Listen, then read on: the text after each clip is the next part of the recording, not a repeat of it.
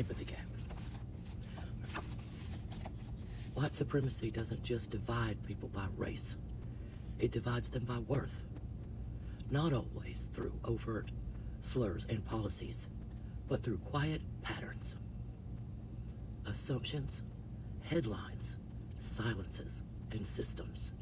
It is a culture built on invisible ledgers, tallying who deserves softness, safety, care, and who must prove themselves worthy of it over and over and over again. I'm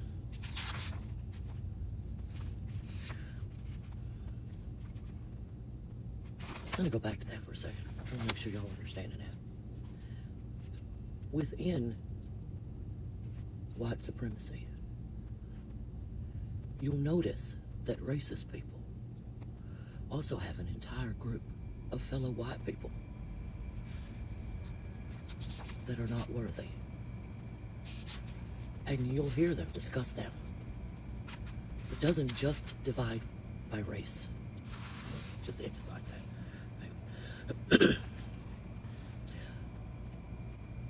When worth is hierarchy, empathy becomes conditional. We don't just ask, are you hurting? We ask, do you deserve my concern? The ranking system is nothing new. Under slavery, black suffering wasn't just ignored, it was disqualified. White women's tears were protected, black women's screams were punished. White men's honors were defended, black men's dignity was denied. There wasn't just physical control, it was emotional programming. Society was trained to believe whose pain mattered and whose did not. So black people learned empathy must be earned. Speak the right way. Grieve the right way. Protest the right way. Pain must be packaged. Rage must be edited. Truth must be softened. If we express ourselves without translation, we risk being dismissed or punished. That paragraph, when I first read it,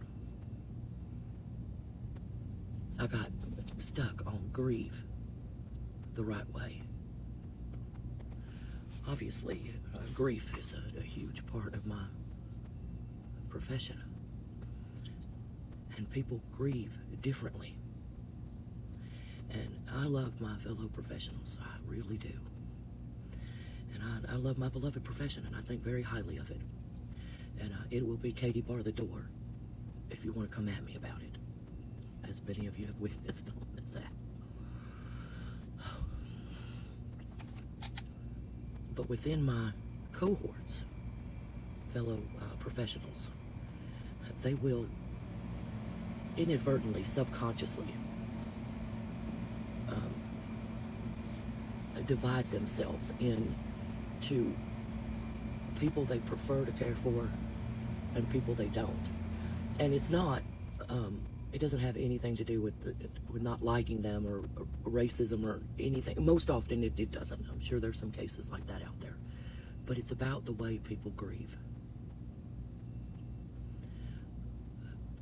White people primarily are brought up to be stoic in the face of death. Stoic. And somewhere along the lines they went from stoic to dismissive. Almost if you keep pretending that it's just a death, that it's just a normal part of life, right? Because it is.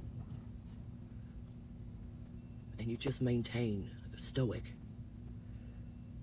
like it's somehow a shortcut through grief. And it's not, people. It's not.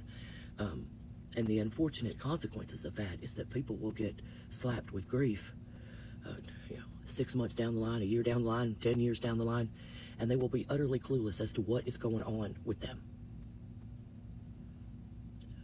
Emotions just falling out of them, extreme mood swings. And oftentimes it takes a lot for them to realize that is grief. You feel in this way about your world because somebody that stabilized your world is not there anymore, and you held it together as long as you can, and now you're falling apart. Right? So people can be raised to be comfortable with that stoic approach to grief. So they don't do good in, whether it's an individual family or whether it's a cultural thing, with people that are outwardly expressive of grief. Whatever it looks like. It can really look like wailing. Like they're literally in their wailing. And you can hear them all the way down the hallways in the funeral home, into your office even, you know. And for other people, it can be just like an incredible celebration of the joy that someone has passed on to what their faith says is a grand world. And they're truly celebrating that.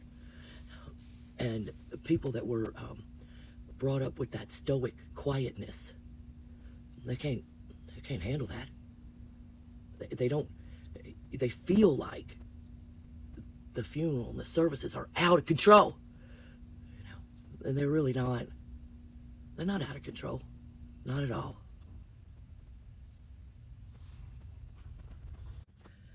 This shapes how we see ourselves.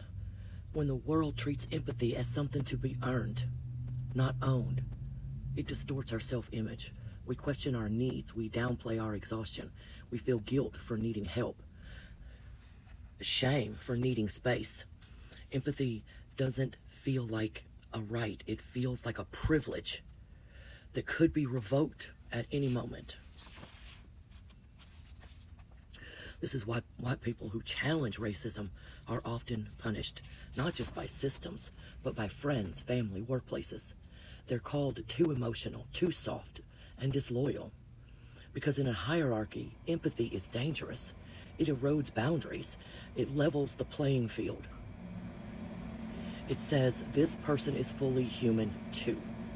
And that is a threat to any system built on someone being less.